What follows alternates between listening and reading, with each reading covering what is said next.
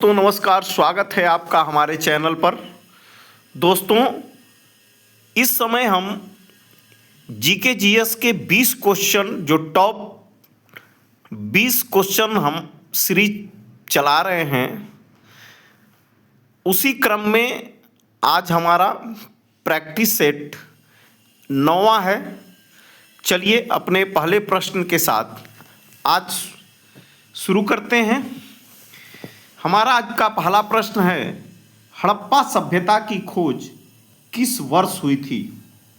हड़प्पा सभ्यता मानव सभ्यता की प्रथम सभ्यता मानी जाती है और यह सभ्यता अति प्राचीन है।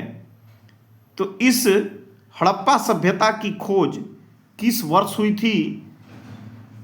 तो यह 1921 में इस सभ्यता की खोज हुई थी। ऑप्शन संख्या सी सही हो जाएगा, 1921।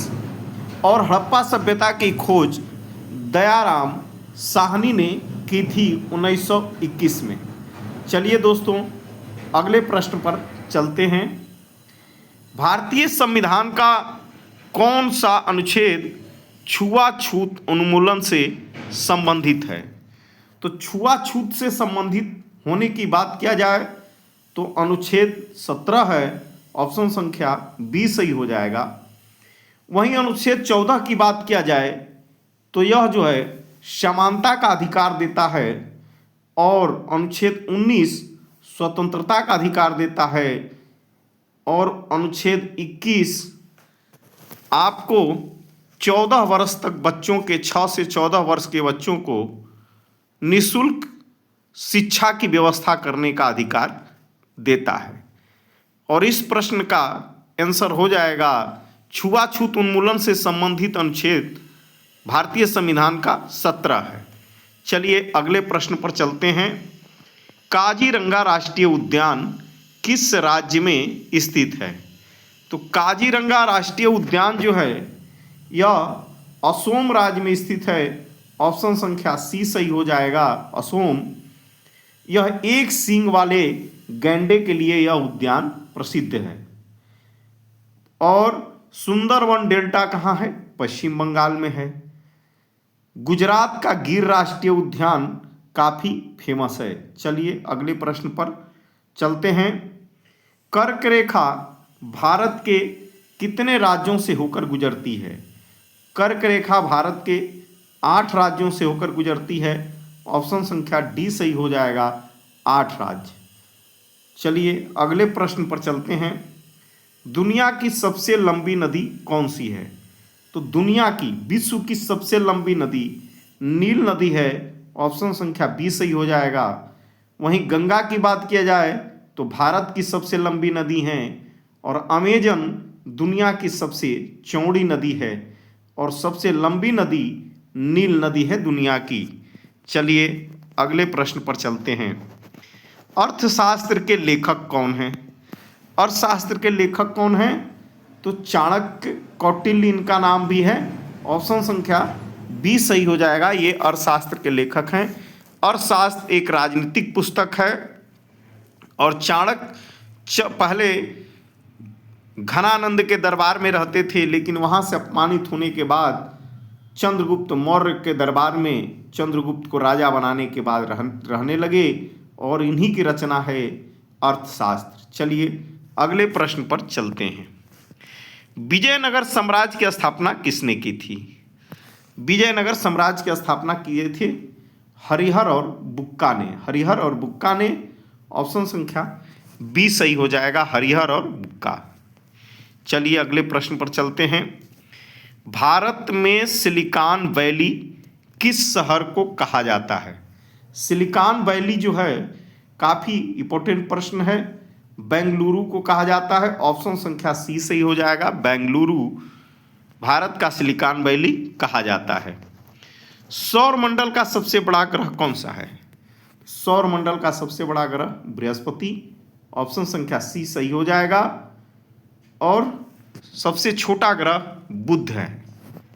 चलिए अगले प्रश्न पर चलते हैं, और अब विज्ञान के कुछ प्रश्न को देखते हैं। मानव शरीर की सबसे बड़ी ग्रंथि कौन सी है? तो मानव शरीर की सबसे बड़ी ग्रंथि कौन सी है? अग्नाशय नहीं, थायराइड भी नहीं। आगे आगे यकृत। मानव शरीर की सबसे बड़ी ग्रंथि यकृत, जिसे लीवर भी कहा जाता है। ऑप्शन संख्या सी सही हो जाएगा, यकृत। विटामिन सी का रासायनिक नाम क्या है? तो विटामिन सी का रासायनिक नाम एस्कॉर्बिक एसिड है। ऑप्शन संख्या बी सही हो जाएगा, एस्कॉर्बिक एसिड। प्रकाश वर्ष किसकी इकाई है? प्रकाश वर्ष जो है दूरी की इकाई है। ऑप्शन संख्या सी सही हो जाएगा, दूरी की। एक वर्ष में प्रकाश के द्वारा चली गई चाल को दूरी में कितनी चली गई है? तो वहीं जो है प्रकाश वर्ष, लाइट ईयर किसकी इकाई है? दूरी की। चलिए अगले प्रश्न पर चलते हैं। रक्त का थक्का जमने में कौन सा विटामिन सहायक होता है? तो रक्त का थक्का बनाता है विटामिन के। ऑप्शन संख्या डी सही हो जाएगा। वहीं रतौंधी विटामिन ए की कमी से होता है। रिकेटस विटामिन डी की कमी से होता है। नपुंसकता विटामिन ई की कमी से होता है। चलिए अगले प्रश्न पर चलते हैं।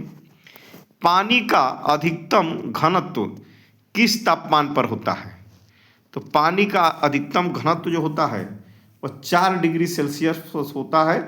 4 डिग्री सेल्सियस। ऑप्शन संख्या बी सही हो जाएगा, 4 डिग्री सेल्सियस। हंसाने वाली गैस यानी कि लाफिंग गैस का रासायनिक नाम क्या है? तो हंसाने वाली गैस, लाफिंग गैस का नाम रासायनिक जो है नाइट्रस ऑक्साइड है। Nitrous oxide. ऑप्शन संख्या सी सही हो जाएगा, नाइट्रस ऑक्साइड। इंसुलिन की कमी से कौन सा रोग होता है? तो इंसुलिन की कमी से डायबिटीज यानी कि मधुमेह होता है। ऑप्शन संख्या बी सही हो जाएगा, डायबिटीज, मधुमेह जो इंसुलिन की कमी से होता है। विद्युत धारा को मापने के लिए किस यंत्र का प्रयोग किया जाता है? तो विद्युत धारा के जो मापक यंत्र होता है वह एमीटर होता है। एमीटर। ऑप्शन संख्या बी सही हो जाएगा, एमीटर। चलिए, लोहे पर जंग लगना किस प्रकार का परिवर्तन है? तो लोहे पर जंग लगना यह रासायनिक परिवर्तन है। लोहे पर जंग लगना। ऑप्शन संख्या बी सही हो जाएगा, रासायनिक परिवर्तन। कोशिका का पावर हाउस किसे कहा जाता है?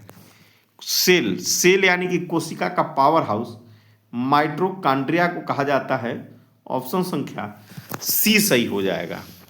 इस प्रकार दोस्तों आज का हमारा इंपॉर्टेंट 20 प्रश्न समाप्त होता है। तो इस रोज हमारे चैनल पर आपको 20 प्रश्नों का एक सेट दिया जाता है, जो काफ़ी जीके जीएस के लिए इंपॉर्टेंट प्रश्न संग्रह है, किसी भी एग्जाम के लिए हेल्पफुल है। तो चैनल में बने रहने के लिए और लेटेस्ट नोटिफिकेशन पाने के लिए चैनल को सब्सक्राइब कर बेल आइकन को दबा दें। Thanks for watching my video दोस्तों।